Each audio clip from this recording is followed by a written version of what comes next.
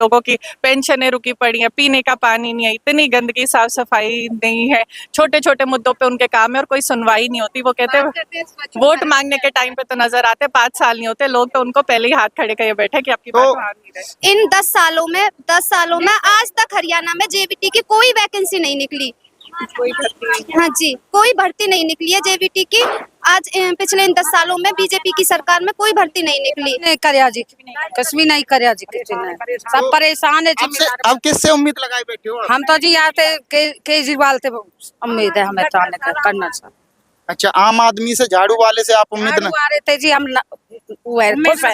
ना पीने का पानी है, ना सड़कें हैं, ना लाइट है, ना कोई सुविधा है। जो प्रेजेंट में सरकार थी उनके विधायक प्रवीण डागर जी को टिकट नहीं है मिली है दोबारा, और उन्होंने अलग कैंडिडेट चुना है पार्टी ने, और कांग्रेस ने भी यहाँ दोबारा पूर्व विधायक के बेटे को टिकट दी है, और एक रावत पाल से ही कैंडिडेट है जो पहले विधायक रह चुके हैं, और तीसरा एक कैंडिडेट है रावत पाल से ही जो पढ़े लिखे और सेना में उनने कार्यरत रहे थे, और डॉक्टर कर्नल रावत जी हैं। उनको क्या कहना चाहोगे कि वो कैसे कैंडिडेट हैं?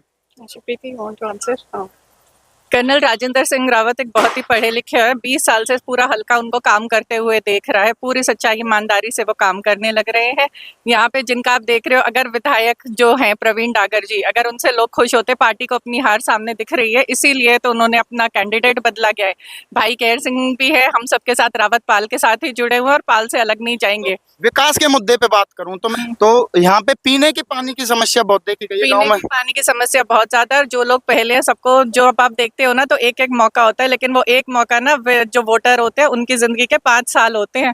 10 साल से ऊपर आप उनको दे चुके हैं और अभी तक उन्होंने कुछ नहीं कहे। समस्या सारी जो की जो पड़ी है, एक एक हल्पे में आप जाइए, कभी कैमरे से देखिए, लोगों की पेंशनें रुकी पड़ी हैं, पीने का पानी नहीं है, इतनी गंदगी, साफ सफाई नहीं है, छोटे छोटे मुद्दों पे उनके काम है और कोई सुनवाई नहीं होती। वो कहते हैं वोट मांगने के टाइम पे तो नजर आते, 5 साल नहीं होते, लोग तो उनको पहले ही हाथ खड़े किए बैठे कि आपकी बात मान नहीं रहे। जैसे इनेलो पार्टी भी यहाँ से लड़ रही है, उन्होंने भी अपने कैंडिडेट को उतारा है, और गठबंधन की भी पार्टियां, उनका क्या कहना है? उनका तरफ से आपका क्या रुझान है? कैसी पार्टियां हैं?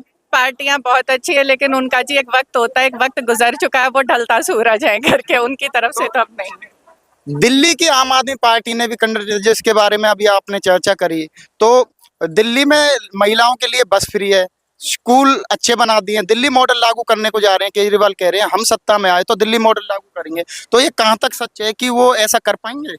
दिल्ली वादे ही रह जाएंगे? जब वो तीसरी बार चुन चुन के बार बार आ रहे हैं, जनता कोई बेवकूफ को नहीं, आप एक बार दे सकते, 2 बार, दूसरी बार अगर मौका मिलता है तो हमेशा उन्होंने जो कहा है वो काम किया है, किए गए हैं, तभी उनको वो बार बार जनता सेवा का मौका दे रहे हैं। ईडी की रेड पार के उनको जेल में जो अभी जमानत मिली है, तो ये कहाँ तक सच्चाई है? कहीं ये पार्टी भ्रष्ट तो नहीं है? हरियाणा को जी एक बात बताइए, केस तो कौन सी पार्टी है जिसपे नहीं चलते रहते? और हमारा देश का संविधान ये कहता है कि जब तक आपका आरोप साबित ना हो जाए, आप निर्दोष ही माने जाते हो। वो अपनी कार्रवाई कर रहे हैं, अभी तक जब उनको बार बार बेल भी दी जा रही है, तो कहीं ना कहीं वो जो न्यायालय है उनको भी सच्चाई दिखाई दे रही है, तभी तो उनको बेल दी गई है। तो पंजाब में भी वो अपनी सरकार बना चुके हैं, तो कैसे सरकार चला रहे हैं? आप देख रहे हो, आप तो पढ़े लिखे युवा हो।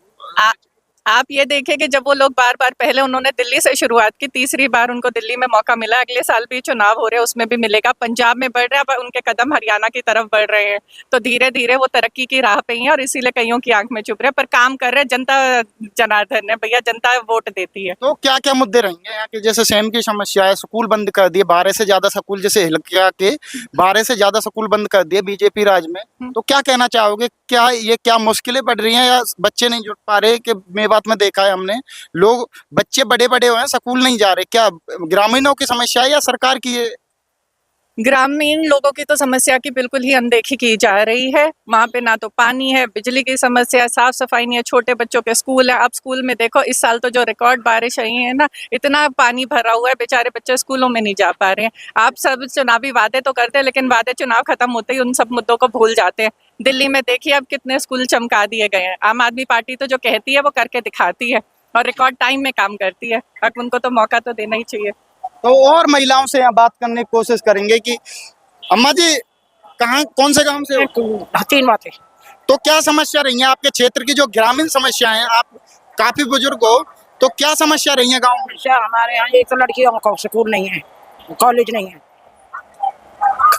कोई कॉलेज वालेज नहीं, नहीं पानी है, और सभी समस्या इस समय नहीं रोड है, कुछ नहीं है, हम वाइन से देखा है, परेशान हैं। मैंने अभी समस्या देखी है और जानूंगा मैं कि आप बताओगे कि जैसे यहाँ पे इंडस्ट्रीज एरिया के प्लॉट तो हैं, खट्टर साहब ने पिछली साल कहा था जब जनसंवाद कर रहे थे कि हमारे यहाँ पे इंडस्ट्रीज के प्लॉट तो हैं पर वो डेवलप नहीं है। मैं अभी जो जिनके भी प्लॉट हैं उनको कहता हूँ कि 1 साल में डेवलप करें, नहीं तो प्लॉट ये कैंसिल हो जाएंगे। किस नजरिए से देखते हो? 1 साल पहले वादा करके गए थे, अभी कुछ नहीं है वहाँ पे। अभी कुछ नहीं है भैया। तो कुछ कहना चाहोगे? जैसे यहाँ से दिल्ली, गुड़गामा, नोएडा हो गया, फरीदाबाद हो गया, दूर दूर लोगों को जाना पड़ता है। सुबह अपने 5 बजे घर से निकलते हैं, वो रात को 9 से 10 बजे आते हैं, उन्हें सोने का टाइम नहीं है, फिर भी उनको 10 से 12 हजार की नौकरी मिलती है। क्या कहना चाहोगे इस पे? यहाँ पे रोजगार नहीं है भैया, बिल्कुल भी नहीं है।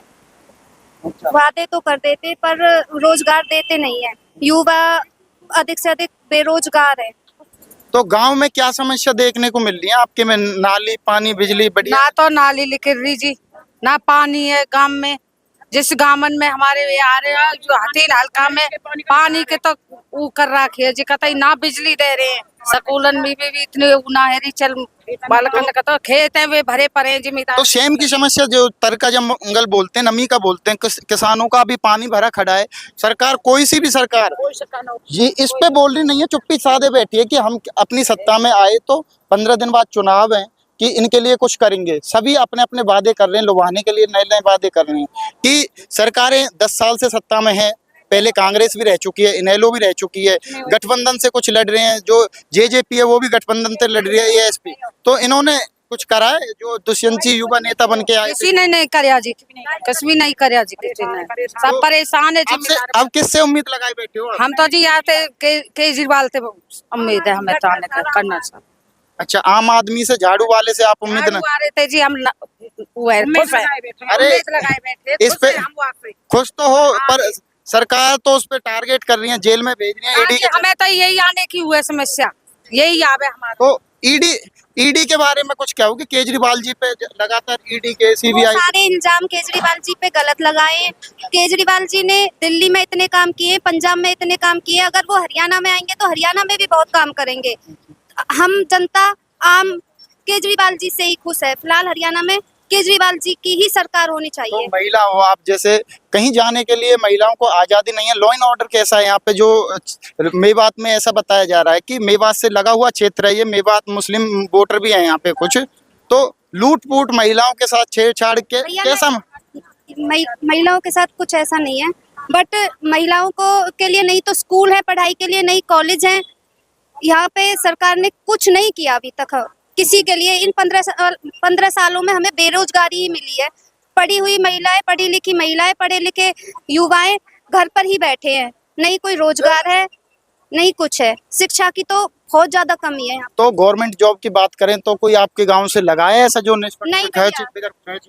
आज तक इन 10 सालों में कोई नहीं लगा हमारे गांव से। सरकारी नौकरी हर किसी को तो नहीं मिल सकती ना। सरकारियों के अलावा जैसे आप अभी कह रहे थे, इतने सारे इंडस्ट्रियल प्लॉट वगैरह हैं, खाली प्लॉट के ऊपर तो रोजगार नहीं होगे ना। इतने टाइम से लेके बैठे, उस पे ना फैक्ट्रियां लगी है ना रोजगार। और तो सारे खट्टर साहब यही कह के गए थे कि मैं 1 साल में इसको डेवलप करवा दूंगा, पर उसमें कुछ नहीं हुआ। अब हमारे के क्षेत्र कहनी, कथनी और करनी में तो बहुत बड़ा फर्क है ना। डॉक्टर साहब जी ने तो ये बोला था सरकार बनने से आज से 10 साल पहले कि गेस्ट टीचर परमानेंट समान काम समान वेतन मिलेगा। अच्छा, 9,000 रुपए जो टीचर थे, हमने जब भी मिला था, खट्टर साहब आए थे, उनकी नहीं सुनी गई थी। कुछ टीचर हमें भी मिले थे, उन्होंने भी हमारे चैनल के आगे बात रखी थी। यूँ कहा था हम उटावा से ही पीछा कर रहे हैं, हतीन तक आ गए। हमें 9,000 रुपए मिलते हैं। हम सुबह 8 बजे घर से निकलते हैं और शाम को 5 बजे घर आते हैं, जिसमें हमारा 5,000 का तो किराया लग जाता है, और 4,000 रुपए में हम क्या बिल्कुल कुछ नहीं होता भैया। वो चाहते तो है कि गेस्ट टीचर काम करे परमानेंट टीचर के बराबर, पर गेस्ट टीचर को ऐसा कुछ सुविधा नहीं दे रखी। बताओ, गेस्ट टीचर को 15-20 हजार रुपए दिए जाते हैं, तो उससे कैसे वो अपना घर का खर्चा चला, कैसे गुजारा कर सकते हैं बच्चे? तो अभी एक समस्या और मिली पिछले गांव में, एक अंकल जी मिले थे, उन्होंने कहा था मेरी बेटी और 2 बेटों के उन्हें जेबीटी कर रहा है, कुछ उनके एचटेट सीटेट जो भी होते हैं वो क्लियर है और वो एक्सपायर भी हो गए हैं, जिनकी 4 साल की। इन 10 सालों में आज तक हरियाणा में जेबीटी की कोई वैकेंसी नहीं निकली। हाँ जी, कोई भर्ती नहीं निकली है जेबीटी की। आज पिछले इन 10 सालों में बीजेपी की सरकार में कोई भर्ती नहीं निकली। एस्टेट एक्सपायर हो गए, 7 साल का होता है। खट्टर जी ने बोला था कि लाइफ टाइम के लिए, एक बार एस्टेट क्लियर करो तो लाइफ टाइम चलेगा। ऐसा कुछ नहीं है, सिर्फ 7 साल के लिए है। वो एक्सपायर हुए रखे हैं, वैकेंसी कोई नहीं निकली यहाँ पे हरियाणा